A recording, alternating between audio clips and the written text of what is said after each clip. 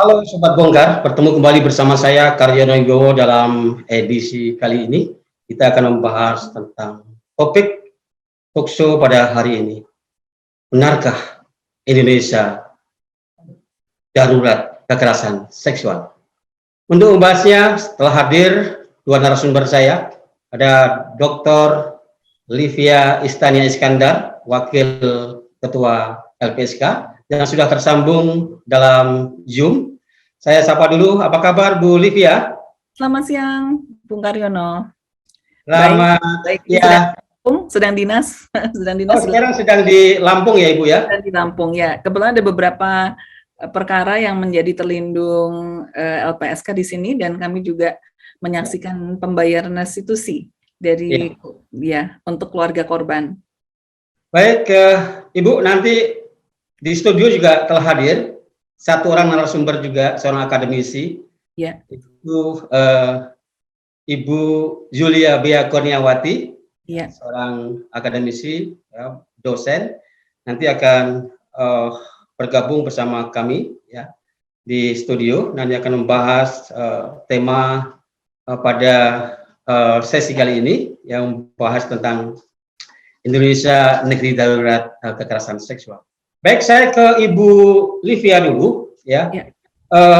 Ibu bisa diceritakan ya bagaimana awalnya ya pelaku predator itu Heri Wirawan yang melakukan aksi kekerasan seksual terhadap sejumlah santriawati yang diduga berjumlah cukup banyak ya. Ada yang menyebut 13 orang kalau di media di online ya, tapi ada juga yang menyebut ada 21 orang.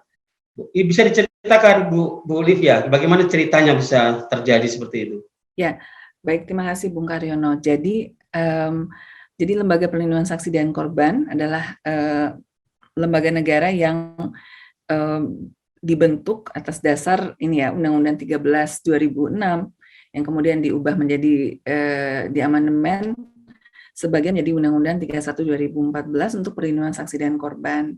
Nah, kami bisa untuk permohonan itu orang bisa datang sendiri, maksudnya mengirim surat, mengirim WhatsApp atau menelpon, atau juga kita bisa proaktif mendatangi gitu apabila ada kasus yang viral yang kemudian memerlukan perlindungan. Kalau tidak, nanti saksi korbannya mungkin tidak akan terus ke ranah peradilan pidana karena merasa terancam. Gitu. Nah, untuk yang perkara di Bandung ini, itu kami di bulan September, tepatnya di tanggal 9 September 2021, LPSK mendapatkan surat permohonan dari UPTD Jawa Barat, yang kemudian setelah ada permohonan itu, kami mengirim tim untuk investigasi ke lapangan.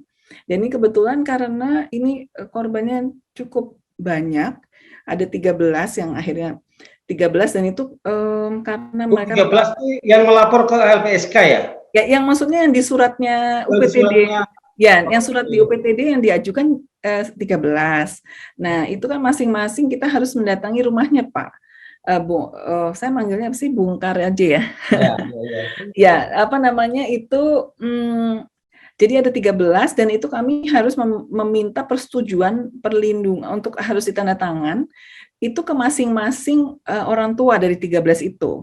Dan rumahnya cukup jauh-jauh, ada yang 6 jam dari Bandung, di balik gunung, harus naik motor dulu masuk karena tidak bisa naik mobil, dan sebagainya. Itu 13. Jadi total yang kemudian menjadi terlindung LPSK itu ada 29 orang. 13 orang berstatus sebagai korban, kemudian 13 orang tua, dan selebihnya ada saksi anak. Ada juga saksi anak. Nah, untuk yang 13 ini, terus kemudian ada satu yang tidak mendapat izin dari orang tua untuk menjadi terlindung LPSK, sehingga akhirnya jadi total korban yang menjadi terlindung kami adalah 12 gitu. Bu, yang hamil, yang melahirkan ini sebenarnya jumlahnya ada berapa, Bu? Kan Ya. ada beberapa. Ya, informasinya sih sebenarnya awalnya memang 7 tuh Bungkar.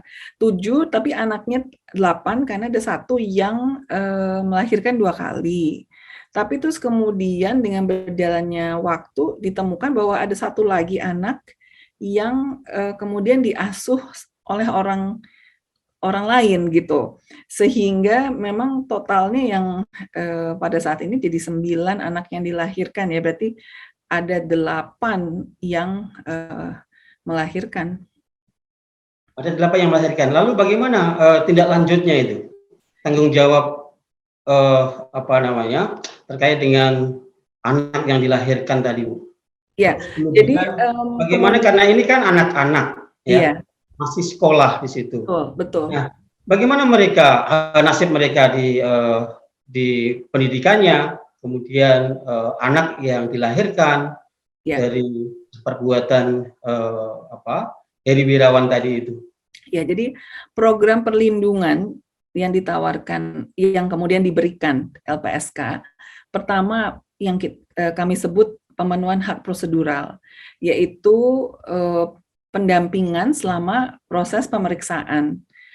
Dan pemeriksaan itu waktu menjadi saksi di pengadilan, sehingga tim kami itu akan waktu itu menjemput, terus mendampingi, terus mengantar kembali ke rumah. Jadi pokoknya jaksa penuntut umumnya tinggal kontak manajer kasus LPSK dan kami pokoknya menghadirkan saksi dan atau korban ini di kejaksaan di PN Kota Bandung waktu itu. Nah, itu sudah dilakukan selama 4 kali sidang. Jadi sepertinya sangat intens gitu, 2 kali seminggu itu sidangnya begitu. Terus jadi itu pemenuhan hak prosedural. Nah, yang kedua itu pendidikannya ya. Ini baru pendampingan. Ini yang baru pendampingan Bung Karyono. Baru pendampingan selama proses pemeriksaan saksi. Yang kedua adalah rehabilitasi medis. Ada 1 yang hampir melahirkan waktu itu. Sehingga kemudian kami fasilitasi untuk mendapatkan biaya melahirkan dan sebagainya waktu itu. Nah, yang lain itu mendapat rehabilitasi psikologis. Nah, yang rehabilitasi psikologis ini kami bekerja sama dengan UPTD Jabar juga. Untuk selanjutnya memang sekarang adalah proses pemulihan ya, jangka panjang karena mereka sudah selesai menjadi saksi kan di pengadilan. Jadi ini kami sedang merancang untuk program pemulihan berikutnya. Nah, yang keempat yang ditimbulkan dari peristiwa itu ya. Ya, dan yang keempat adalah penghitungan restitusi, karena LPSK adalah lembaga negara yang berwenang untuk menghitung ganti rugi yang dibebankan pada pelaku, begitu. Jadi kami sudah menyerahkan semua berkas-berkas kami kepada Kejaksaan Tinggi Jawa Barat. Itu penghitungan restitusi dan juga sudah berkoordinasi bagaimana caranya supaya hak kejaksaan bisa juga memastikan bahwa ganti rugi tersebut dibayarkan karena itu sejauh ini gimana Bu? Belum ya? Belum, karena belum tuntutan Pak. Karena itu kan, jadi urutannya begini. Jadi LPSK akan menghitung, kemudian kami menyerahkan ke kejaksaan. Nanti kejaksaan akan memasukkan penghitungan itu ke dalam tuntutan jaksa. Nah, setelah tuntutan jaksa baru nanti majelis hakim akan mengambil keputusan. Tentunya kami berharap bahwa soal restitusi ini masuk di dalam putusan pengadilan dan selanjutnya untuk dieksekusi. Nah, ini termasuk Pak Bu dalam hitungan-hitungan itu ya, restitusi istilahnya ya. Ya, restitusi. Ya, itu termasuk biaya untuk pemeliharaan bayi ya.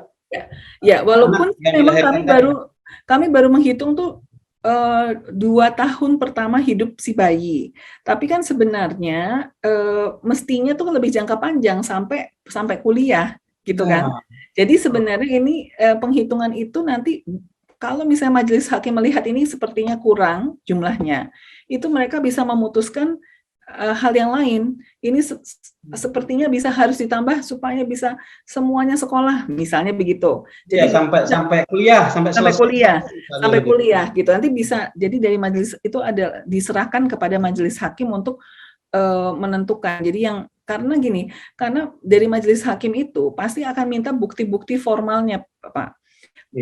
Buktinya mana gitu bahwa ini adalah kehilangan kekayaan misalnya, kan karena kalau di Undang-Undang ini 31 2014 itu di pasal 7A ada kan apa saja yang dihitung itu kehilangan kekayaan termasuk kehilangan penghasilan.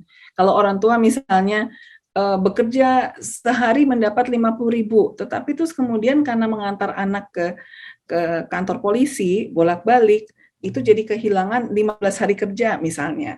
Nanti dihitung seperti itu. Jadi memang penghitungannya itu berdasarkan bukti-bukti yang formal gitu. Ya, Bolivia bisa diinfokan nggak berapa sih usia bayi yang dilahirkan dari beberapa santriwati itu? Yang paling besar sepertinya. Yang paling besar berapa? Yang paling besar sepertinya belum 2 tahun tapi 1 tahun hampir 2 tahun. Dan yang paling kecil kan baru lahir bulan November kemarin, Pak. Jadi 1 bulan. Baru berusia 1 bulan. Iya, yang paling kecil. Yang paling kecil ya? Yang baru melahirkan, yang baru melahirkan. Yang paling besar hampir 2 tahun. Iya, iya. Ada berapa jumlah bayi, Bu? Ya itu, informasinya pertama 8, tapi ternyata ada 1 yang diasuh sama orang lain itu menjadi 9. Jadi ada 9, Pak. Tapi kan yang kemudian juga ini kan banyak sekali ya. Banyak sekali. Sampai melahirkan. Dan sebenarnya begini, sebenarnya juga yang ditemukan adalah bahwa ternyata si bayi-bayi itu difoto diaku sebagai yatim piatu untuk menggalang dana dari masyarakat juga tuh, Pak. Astagfirullahaladzim. Jadi memang kita tuh eksploitasi. Kenapa, Pak? Eksploitasi betul. Eksploitasi. Jadi memang jadi santriwati santrinya dieksploitasi, bayinya juga dieksploitasi gitu ya. Betul. Betul. Jadi sebenarnya memang miris Ibu. Ya, pasalnya memang mestinya berlapis ya, Pak ya. Pasalnya memang berlapis. Karena tidak hanya melanggar Undang-Undang Perlindungan Anak, tapi juga ada masalah eksploitasinya, belum lagi dana-dana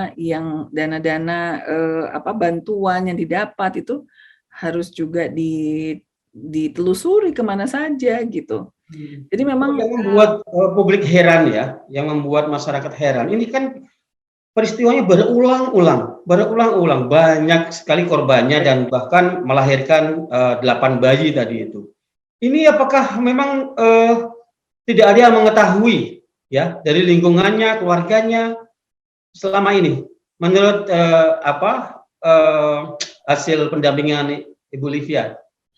Iya, iya memang itu juga jadi satu pertanyaan sih, Pak. Kenapa kemudian tetangga sekitarnya misalnya kok nggak ada yang bertanya dan lain-lain ya. Tetapi memang kita juga perlu pada saat ini anak-anak nih sedang juga stres dan ketakutan nih, Pak, karena atensi media yang memang sangat besar sehingga mereka tuh sangat ketakutan identitasnya terbongkar, Pak.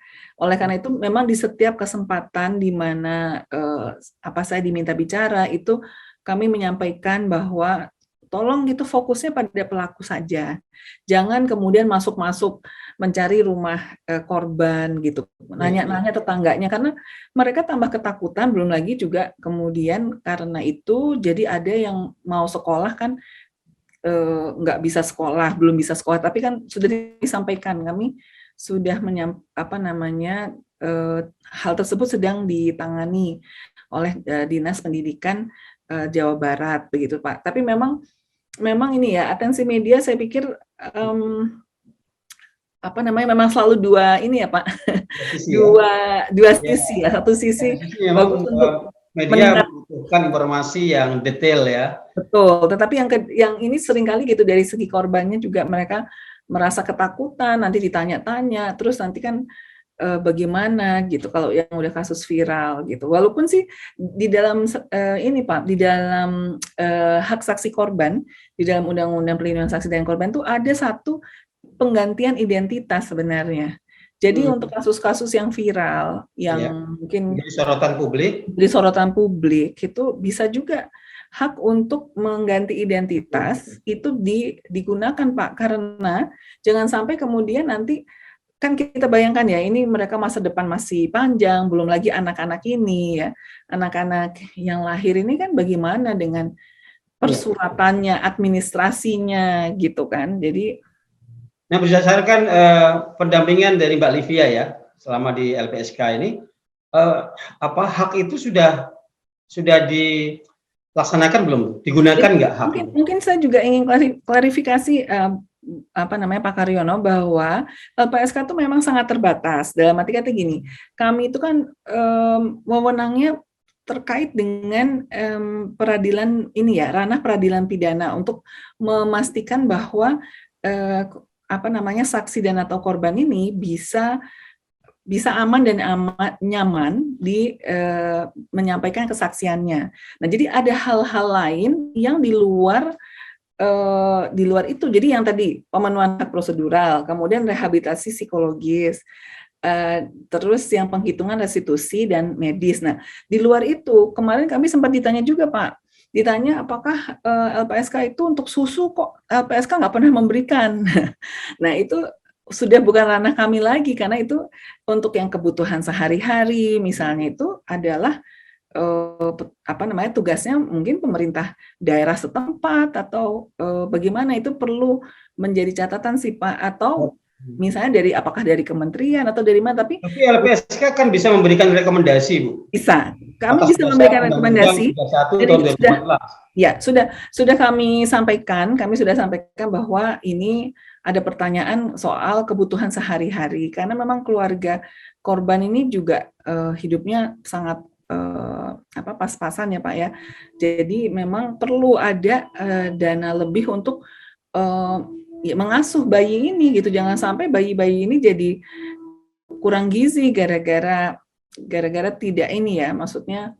Dan bayangkan saja ibunya juga belasan tahun gitu. Segini Pak.